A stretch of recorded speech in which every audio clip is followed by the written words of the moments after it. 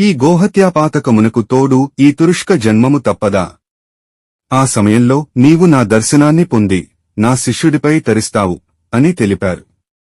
అంతటా ఆనందభైరవయోగి చేతులు జోడించి, పురాణ పురుష శ్రీమద్విరాట్ వీరబ్రహ్మేంద్ర లయకారకుడినైన నాకు ఈ గోహత్యాపాతకమునకు తోడు ఈ తురుష్క జన్మము తప్పదా? ఈ విచిత్ర సంకట స్థితి నుండి నేనెలా ఉపశమనాన్ని పొందగలను? స్వామి, నీవే నాకు దారి చూపించు, తరుణోపాయాన్ని అనుగ్రహించు అని ప్రార్థించాడు. ప్రార్థనలకు దయార్ద్ర హృదయుడైన స్వామి దయతలచి అభయహస్తమిచ్చి, నాయనా, విచారించకు.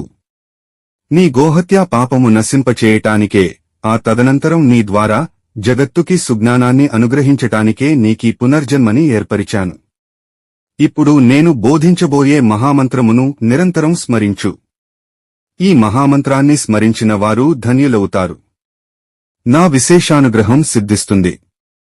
మరెవ్వరికైనను నీవు ఈ మహామంత్రాన్ని బోధించవచ్చును. దీని ప్రభావం అపారం. అట్టి మహామంత్రాన్ని నీకు ఉపదేశిస్తున్నాను. ఓం హ్రీం క్లీం శ్రీం శివాయ బ్రహ్మణే నమః అని చెప్పి స్వామివారు మూలమంత్రాన్ని ఉపదేశించారు.